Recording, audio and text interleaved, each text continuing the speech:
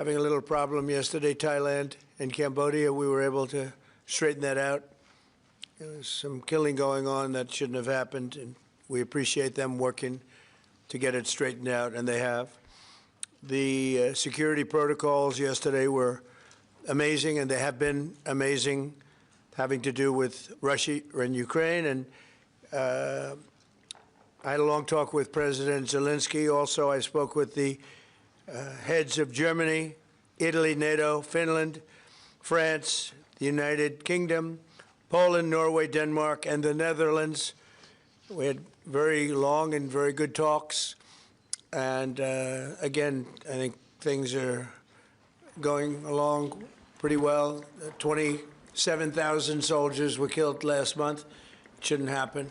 Should have never happened, should have never started. That war should have never, ever started. But it did, and we're trying to get it solved. That was Biden's situation. We're trying to get it done. And I think we're closer now, and they will tell you that they're closer now. We had numerous conversations with President Putin of Russia, and I think we're closer now than we have been ever. And we'll see what we can do. We want to save a lot of lives. We sell equipment to NATO. We don't spend any money, but we do want to see if we can save a lot of lives. When you're losing 25,000 to 30,000 soldiers, mostly soldiers, or other people too, from towns, and like places like Kiev, various other places throughout Ukraine, it's pretty bad. Nobody's seen anything like it, actually, since World War II. But we're getting closer. We're having tremendous support from European leaders. They want to get it ended also. And at this moment, Russia wants to get it ended. The problem is they'll want to get it ended, and then all of a sudden they won't. And Ukraine will want to get it ended, and all of a sudden they won't. So we have to get them on the same page. But I think that's working along. Very good talk. On day one of my administration, I signed an executive order making it core mission of the United States military to protect and defend the homeland. And today, we're here to honor our military men and women for their central role in the protection of our border, something that I campaigned very, very strongly on. And they made me look really good. They were unbelievable. They made us all look good. I mean, we went from having millions of people pouring over our border to having none in the last 8 months, none. In a few moments, we'll officially recognize their service by awarding them the Mexican Border Defense Medal, which is a big deal. We're joined for this occasion by Secretary of War Pete Hegseth, Attorney General Pam Bondi, Chairman of the Joint Chiefs, General Dan Kane, Commander of U.S. Northern Command, General Gregory Gio, Commander of the Southern Border Task Force, Major General Scott Noman, Command Sergeant Major Brett Johnson of the U.S. Army's 10th Mountain Division, Administrator of the Drug Enforcement Agency, Terry Cole, and many other members of our administration who have done an incredible job on the border. You know, people forget now that the border has been secure for actually 7 months, think of it, more. And they don't mention the border anymore. Nobody talks about the border. They talk about affordability, and we're the ones that are bringing the prices down. We were given the worst inflation in our country's history, and we're bringing the prices down.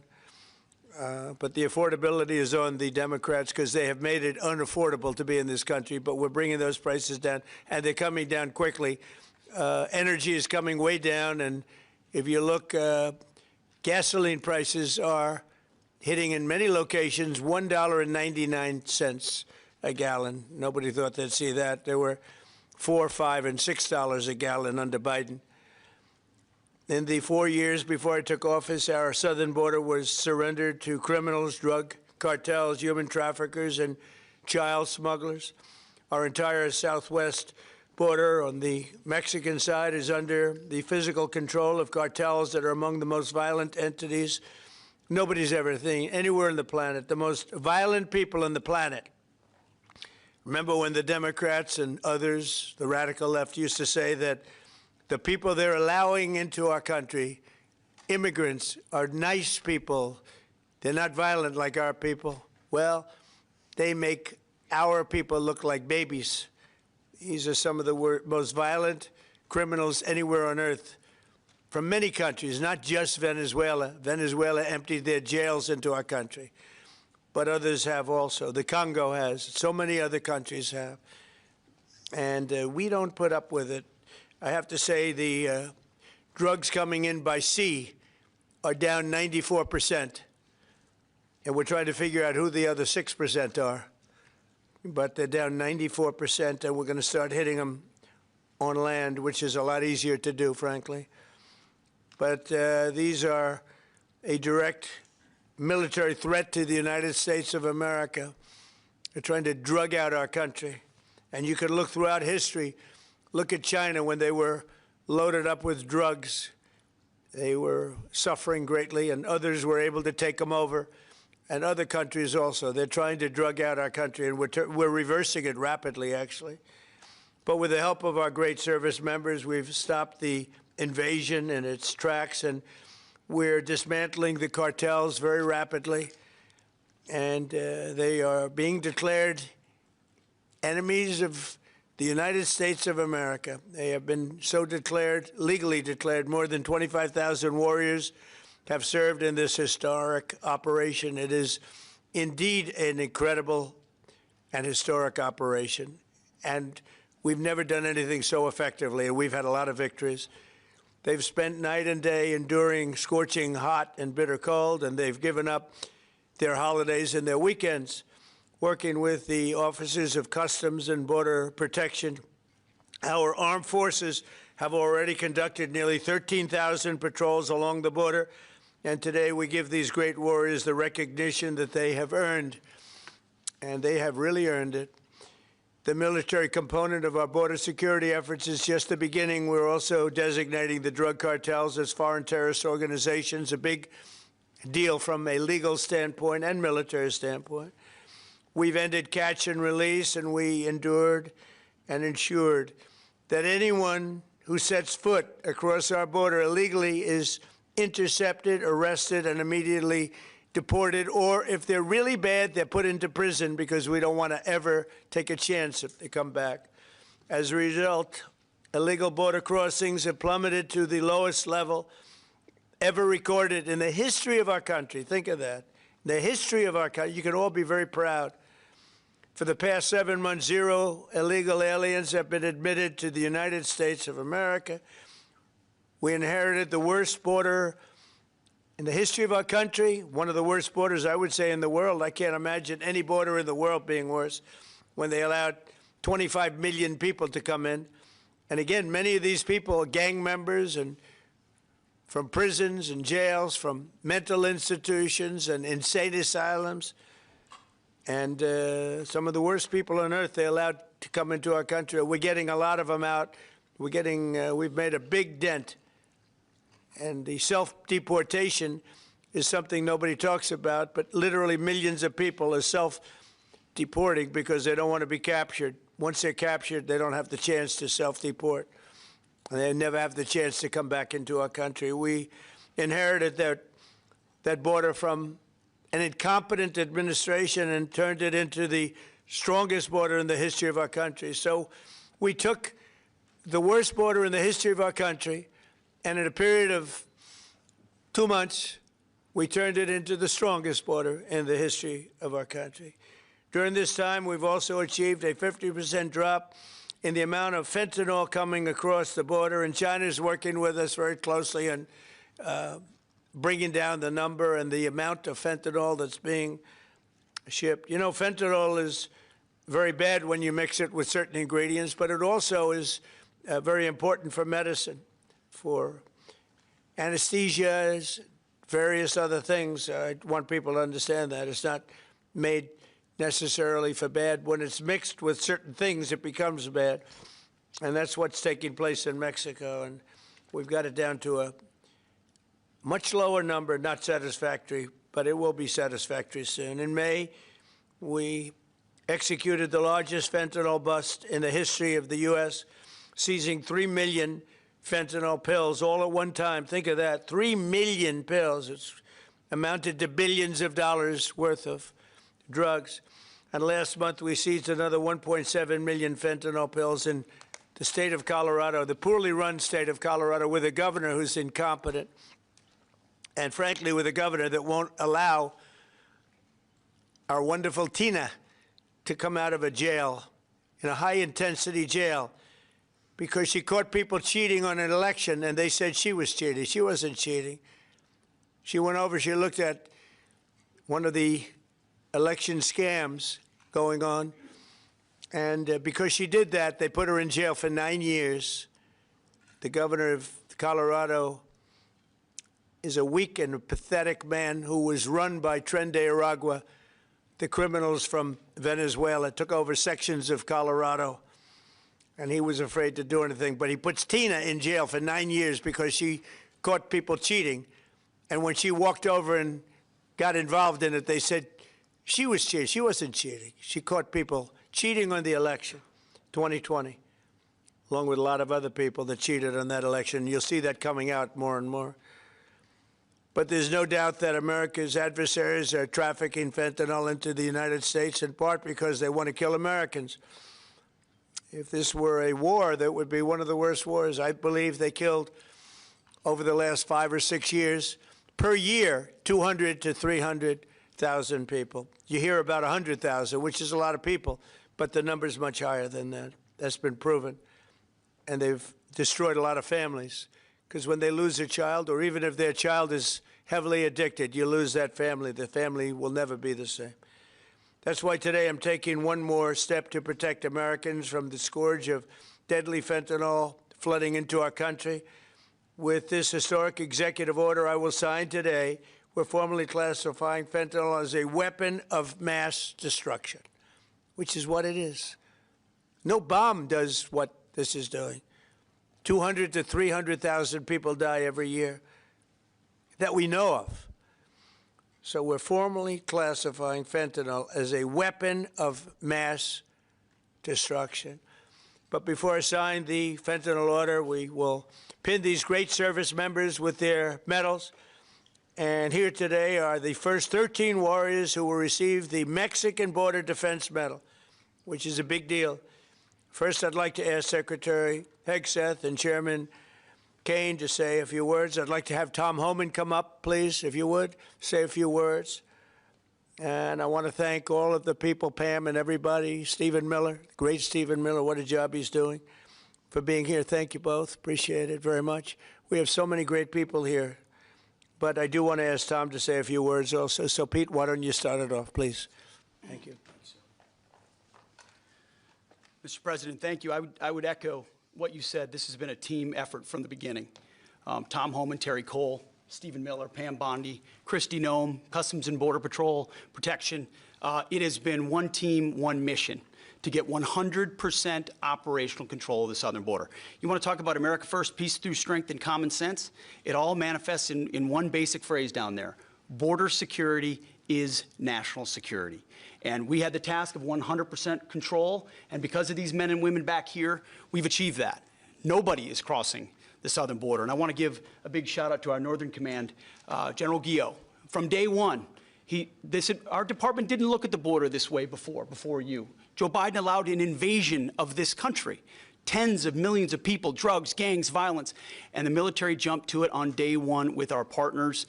Ultimately, it was incredible Americans. There's 13 up here with us today. They all represent about 2,000 people who've served at the border so far. So 25,000 Americans qualify for this Mexican National Defense Border Medal that we're announcing today. And what's cool about this medal, it was actually first given out in 1918. So we're reviving an old medal that existed, was given to men and women who defended the southern border. We found out about it. We used the exact same foundry with the exact same imagery, same color, same medal, same everything. So our men and women will be wearing that very same medal as Americans 100 years before who were asked to defend the sovereignty of our country. President Trump was elected to do that. You have done that, Mr. President. We're proud of this mission. We're proud to defend the American people. And pinning these medals on is an example of how important it is to us. So thank you, Mr. President. Appreciate it. Well, Mr. President, Mr. Secretary, I want to echo your thanks and gratitude for the joint force. I also want to highlight General Guillot, General Nauman, and Command Sergeant Major Johnson. but also leaders at every level that came together, not just in our joint force, but in the interagency. And I want to specifically highlight our Border Patrol teammates and our Office of Air and Marine teammates, who, when I went down to the southern border and visited, were right there next to the joint force. I also want to thank not just these 13 individuals, but the joint force that was also down there and your families who poured in to make this deployment possible on the southern border. And of course, this time of the year, I'm always thinking about our currently deployed forces who are out there around the world doing our nation's business, and of course our fallen and their families who show us what courage and tenacity really are as they move forward after the loss of a service member. So thank you, Mr. President. Thank you, Mr. Secretary. Tom, please.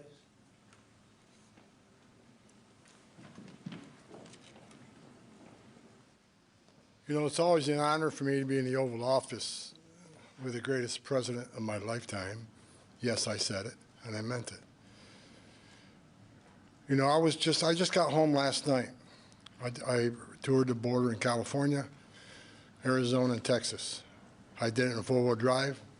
I did it on the river. I did it from the air. Hundreds upon hundreds of miles of border. I didn't see one illegal alien. Not a single one. I've done this since 1984. I worked for 6 different presidents. No one's done more than President Trump. What he has done is gave us the most secure border in the history of this nation. Hard to stop. I went to hundreds of miles of border and didn't see one illegal alien. Incredible, considering the Biden administration, we had 10, 12,000 a day, most released in the United States. I'm proud to be with these patriots behind me. I'm already proud to be in the Oval Office of the President, but being with these heroes, I met some of these soldiers down on the border. And actually, a shout out to Fort Drum, New York. We got some 10th Mountain Division here, so Lee Stefanik, Claudia Tennant, we all love Fort Drum and the 10th Mountain. So look, this is a game changer. I want to make something perfectly clear, because we get attacked all the time being inhumane. The Biden administration is much more humane. It's a bunch of crap. Because there's been studies done that 31% of women that make that journey through the cartels get sexually assaulted. They get raped. And not just the women, children too. I've done numerous investigations in that. Sex trafficking was at historic highs with that open border. Fentanyl, historic highs that killed 250,000 Americans. No inspector terrorists that came across the border. Record, historic. What happened under the Biden administration was the most inhumane thing I've seen in my lifetime. Now that the border is 96% decline, 96% less people are coming, how many women aren't being raped? How many children aren't dying making that journey? How many women and children aren't being sex trafficked into this country every day? How many known suspected terrorists aren't just walking across that border? President Trump and this administration is saving thousands of lives every month. Hard stop. That's just a stone cold fact. I'm just proud to be a part of this. I work with Steve Miller every day. Steve Miller is one of the most brilliant people I've met in my entire life. President Trump brought together one hell of a team here, and the success proves. We all working together, one team, one fight. We're not done yet. We're going to keep going, and I guarantee you we can continue saving thousands and thousands of lives. Secure border means strong national security. Secure border saves lives. Thank you. Thank you, Tim. Okay, let's do the medals, and I'll be signing this. Maybe you'll do the medals first, and then I'll sign it, okay? Please.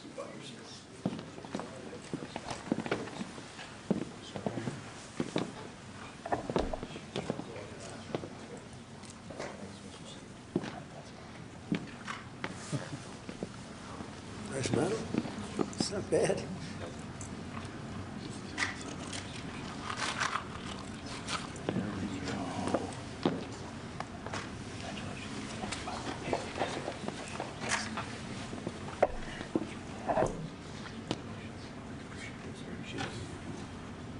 That's a great job. That's great. Thank you.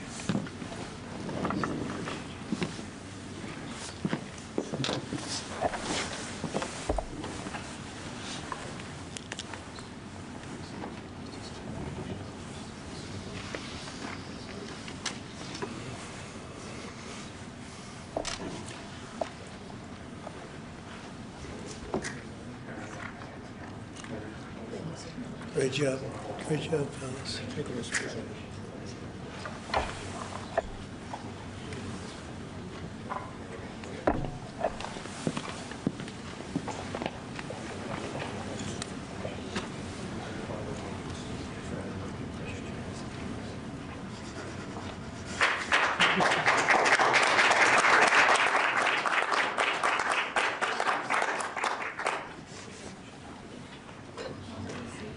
No auto pen. None, ever. We don't like auto pens, right? We don't like auto pens? How about gathering around me, and we'll hold this up. Congratulations, it's an amazing job. Come on around, come on around. Let's take a good picture.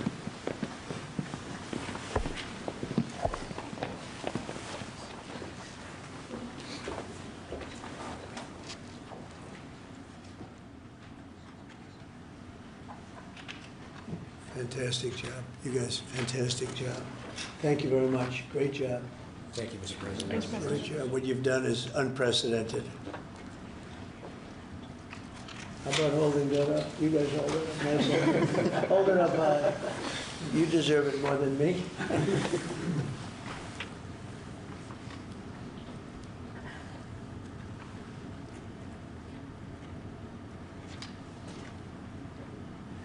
So I'm going to give you another medal, though, that may be more beautiful. I'm not sure it means as much, but it's really good, okay? This is gun medal. This is the one the military loves. So we're going to start, okay? Thank you, Mr. President. Thank you, dear.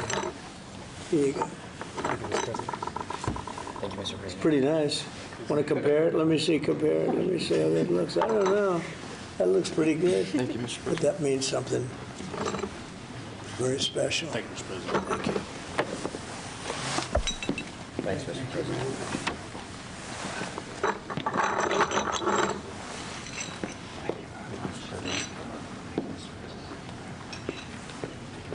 What you can do, tie it around your neck.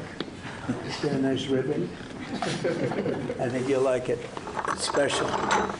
We don't give them to many people. Thank you, Mr. President. Thank you, Mr. President. Thank you, Mr. President. Come on over here. Come here. Look at this guy. The man's being happy. That's 4 sides up big. That means a lot up there.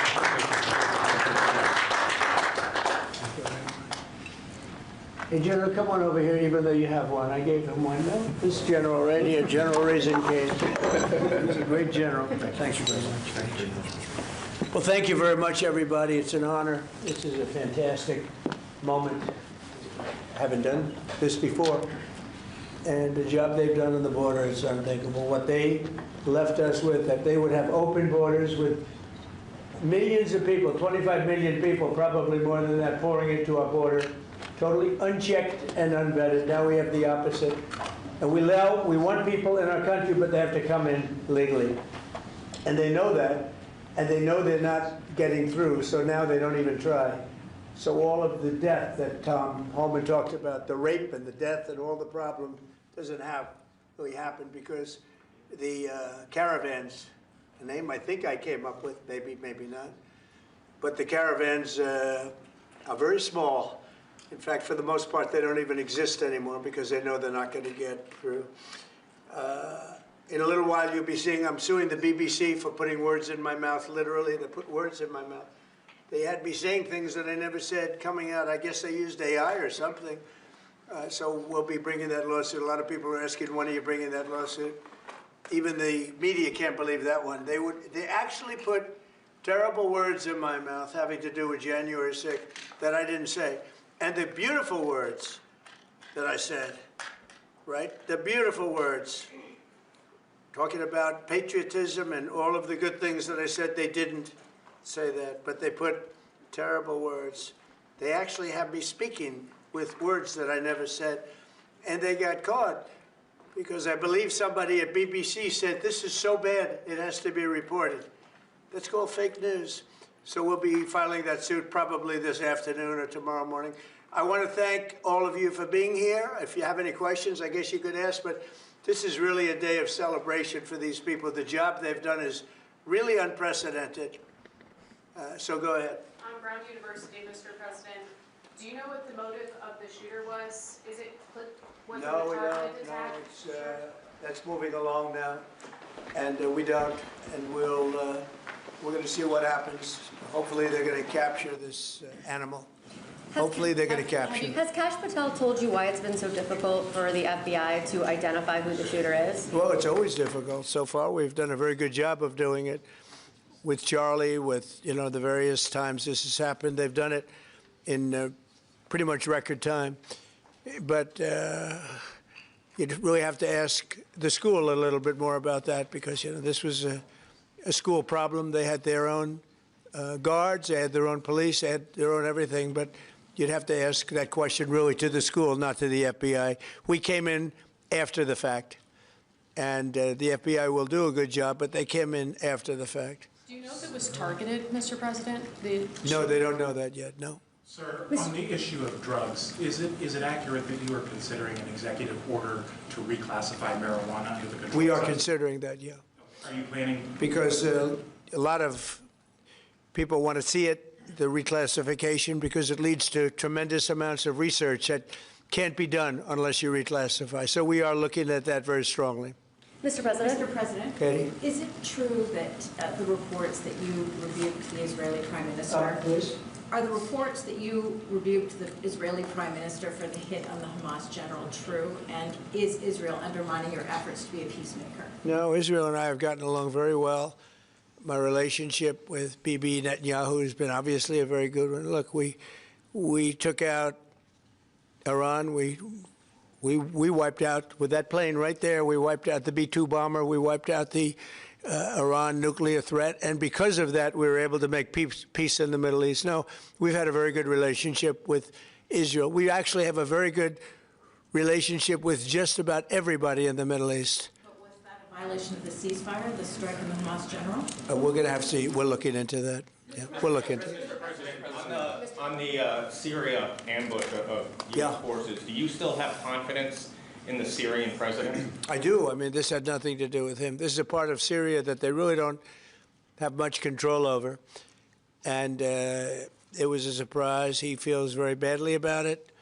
He's working on it. He's a strong man. And no, this had nothing to do with the Syrian government. This had to do with ISIS. What will the U.S. response be? As a response, they'll be hit hard. Yeah. Javier Negre, Real America's Voice on Español. First of all, thanks for honoring these heroes. The communists have lost Chile. The pro-Trump candidate, José Antonio Caz, won the elections. Do you think this right-wing wave in the Spanish world is due to your influence? Well, we just had a good one in Honduras, as you know. Had a great election there. I endorsed somebody that was not leading, and he won the election. And we had a good one just a couple of hours ago, I found out, in Chile. The person I endorsed, who was not leading, ended up winning quite easily. So I look forward to paying my respects to him. I hear he's a very good person. Yeah. Mr. President, thank you, Mr. President. This year you fired Democrats from a number of federal agencies, and now going into 2026, there are some key regulators like the SEC, the CFTC that are going to have 0 Democrats. Do you plan to appoint Democrats to fill those empty spots, or do you think that federal agencies shouldn't have Democrat commissioners? Well, do you think they would be appointing Republicans if it were up to them? So, we'll look at it. Look, we want to be fair, but typically they're not appointing Republicans. So you're asking me the question whether or not I'd appoint Democrats. But there are certain areas that we do look at, and there are certain areas that we do share power. And I'm open to that. Please. Mr. President, a number of Republicans have denounced your statement on Truth Social after the murder of Rob Reiner. Do you stand by that post? Well, I wasn't a fan of his at all. He was a deranged person as far as Trump is concerned. He said he knew it was false. In fact, it's the exact opposite, that I was a friend of Russia, controlled by Russia. It was the Russia hoax. He was one of the people behind it. I think he hurt himself in career-wise. So he became like a deranged person, Trump derangement syndrome. So I was not a fan of Rob Reiner at all in any way, shape, or form. I thought he was very bad for our country. Yeah. Blue slips, Mr. President. Leader Thune doesn't seem like he wants to get rid of blue slips. Will there be consequences for the Senate if they Well, I think they should get rid of blue slips because as a Republican president, I am unable to put anybody in office having to do with U.S. attorneys or having to do with judges. In other words, if you have one, not two, you don't need two, just one. If you have one Democrat senator, where we have a lot of them, you have one Democrat senator in a state, it is not possible to appoint, because of blue slips, a judge. It's not possible to appoint a U.S. attorney. You see that happening. And I think it's a disgrace. I think blue slips are a disgrace. They've long since, I mean, they should not be relevant anymore. This is a different world than it was 15, 20 years ago. You know, that was a gentleman and gentlewoman world. This is a little bit different, unfortunately. Yeah, please. Mr. President, what do you want to see Congress do this week as it relates to health care and the expiring ACA? Yeah, that's a good question. I'd like to see the people get the money. I'd like to see all of the money that's going to the Democrat insurance companies. You know, the insurance companies are making a fortune. They're up 1,700% and more. And they're taking in hundreds and hundreds and hundreds of billions of dollars, even trillions of dollars. And Obamacare gives you terrible health care. Just so you understand, Obamacare was set up, and I said it right from the beginning, for the benefit of the health insurance companies, of the insurance companies. They're making billions and billions of dollars. Their stock is through the roof. I don't want to give them anything. I want all money going to the people and let the people buy their own health care. It'll be unbelievable. They'll do a great job. They'll get much better health care at a much lower cost. Would you like Republicans next year to just use reconciliation to do with health care exactly what you laid out, and they wouldn't have to worry about Democratic votes? Well, that or knock out the filibuster. If you knocked out the filibuster, it would all go away. But we have a few people that wouldn't do that. It's crazy. Look, we should knock out the filibuster. And if you did that, we'd get voter ID. You'd have no mail-in voting, all things that make our elections dishonest. And you'd get a lot of other things having not even to do with voting. But Republicans should knock out the filibuster, and we should approve a lot of things. You wouldn't have January 30th looming, because, you know, you have the 30th of January looming. You know that, right? And if we knocked out the filibuster, it would be just a simple approval. But you have some Republicans, they're unable to explain why. You know, if you ask them why, they're unable to explain it. They cannot win the debate. But they should knock out the filibuster. And frankly, they should get rid of the blue slips, too. Yeah. Mr. President, the Democrats won Miami, where you won the election 1 year ago. Do you think it's because of the Hispanic media like Telemundo that are publishing fake news about the ICE operations? How do you plan to win back those votes for midterms? Yeah, well, I won that whole election. And, you know, it's interesting. When I'm not running, we don't do as well. And I'm going to try and get that changed for the midterms. But we did have a big win in Tennessee, as you know. Matt Van Epps had a big win in Tennessee against a very strong candidate, attractive candidate, who a lot of people thought would do very well. And Matt won by a lot. And I won Tennessee by a real lot. You know, we had a great election. We won every single swing state. We won the popular vote. We won everything. And there's a thing that they have now, districts, which is a big deal. I think in a way it's the most important stat from the standpoint of, you know, looking at numbers accurately. So out of thousands of districts, I won 2,750 versus 525. Think of that, 2,750 versus 525. It was great. That's why the map, when you see a map of the election, it's all red other than two little narrow lines on the other side. Please. Sir, Jimmy Lai was convicted today in Hong Kong. Do you have any reactions? I feel so badly. I spoke to President Xi about it, and I asked to consider his release. He's not well. He's an older man, and he's not well. So I did put that request out. We'll see what happens. Okay?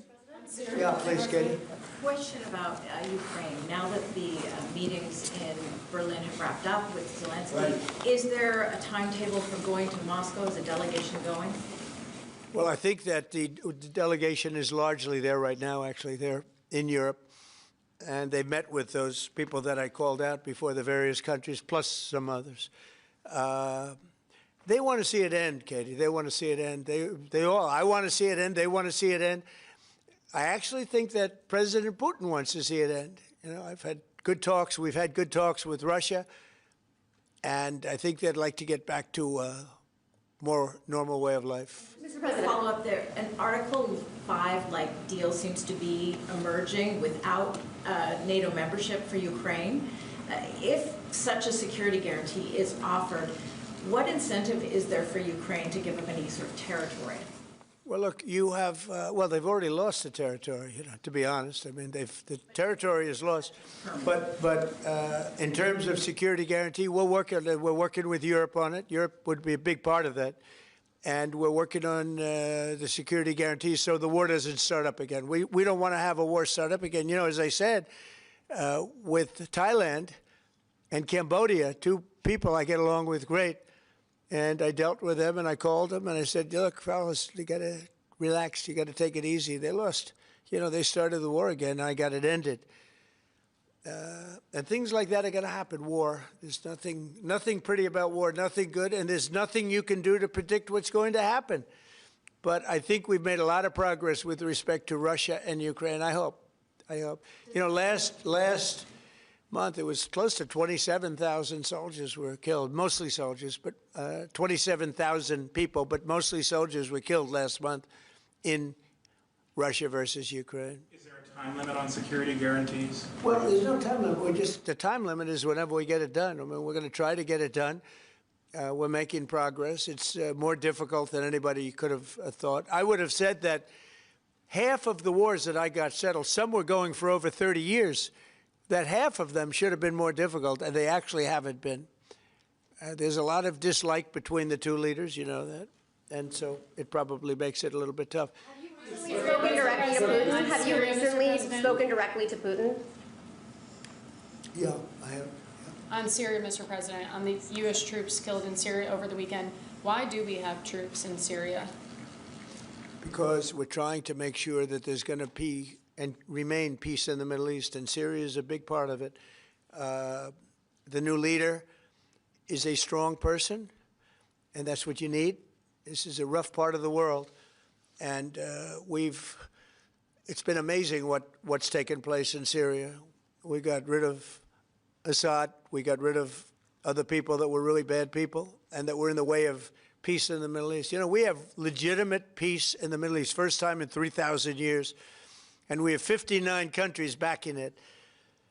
And we'll see what happens with Hamas. We'll see what happens with Hezbollah. But regardless, I mean, we have countries that want to go in and clean that out if we want them to do it. But they said, in the case of Hamas, they said that they're going to disarm, and we're going to find out whether or not that's true. Hezbollah in Lebanon has been a problem. We'll see what happens there. But there is legitimate large-scale peace in the Middle East. And if there weren't, we wouldn't have been able to make all of those deals that we've made with the various countries. They would have never been able to do that. If, for instance, if we didn't, with that B-2 bomber right there on the desk, if we didn't, of which we just ordered a lot more of the newer version, totally stealth. They could not see it. They knew it was coming. They had no idea where it was. It was pretty amazing, actually. Every bomb hit its mark perfectly, despite CNN trying to say differently. They didn't know. They just, you know, hoped. They hoped that we didn't, but it turned out that they did. Atomic Energy Commission confirmed it. So did Iran confirm it. They got knocked to hell. But if we didn't knock out their nuclear capability, we would have never had peace in the Middle East, because you would have had a dark cloud hanging over Saudi Arabia, Qatar, UAE, and all the other countries, and they would have never, ever been able to sign an agreement. Yeah, please. How soon do you expect that international stabilization force to be up and running in Gaza? I think that it's, in a form, it's already running. In a very strong form, it's already. But it'll get stronger and stronger, and more countries are coming into it. They're already in, but they'll send any number of troops that I ask them to send. They want to see peace. We have more than 59 countries. We have many countries that aren't even in the Middle East, but they're fairly close to the Middle East. They want to be involved. So it's been pretty amazing. Mr. President, this week a man named Keone Rodriguez is going to federal prison for creating crypto privacy software. The case was started under the Biden administration, but your DOJ kept it going and secured the conviction. A lot of people in crypto are saying that this man should be pardoned. Are you familiar with the case at all, or would you be interested I've in heard looking about at it. I'll look at it. Why, you think he should be pardoned? Sounds like it. Sounds like, based on your question. Many people in the Rodriguez, we'll look at that, Pam. Okay, let's take a look at it. You know, you'll have to tell me. I don't know anything about it, but we'll take a look.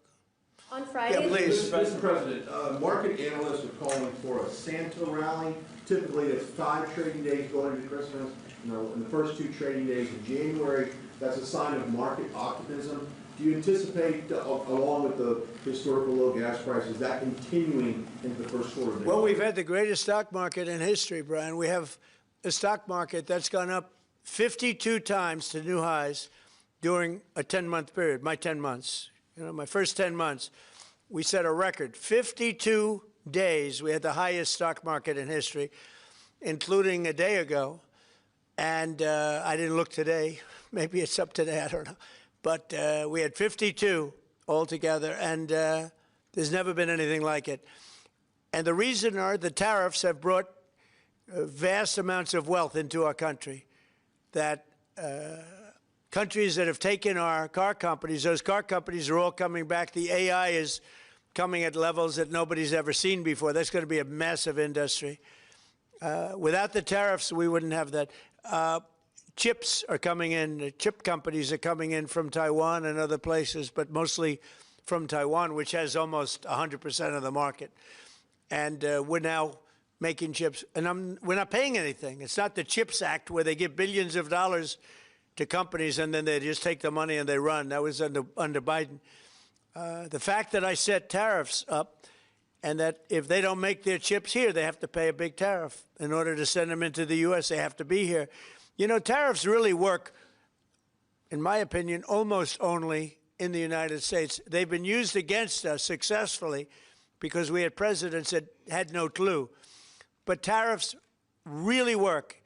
We have taken in hundreds of billions of dollars with tariffs, and more importantly, we've taken in countries and companies where, and even countries have sent their car-making people into the United States in order to avoid paying tariffs. And they'll build a plant and they'll hire our people to make the cars. But we now have, as you know, Toyota just approved $10 billion in manufacturing plants in the United States using our people. Without tariffs, none of that would have happened. Tariffs have given us great national security. There's nothing like what's happened in the last 10 months. Tariffs have given us tremendous national security and tremendous wealth. Thank you all very much. Thank you. Thank you, Mr. President. Thank you, press. Thank you, press. Thank you. Thank you, guys. Thanks for calling. Okay, you guys can grab everything. Thanks, guys. And you can grab everything. Thank you. Stay back.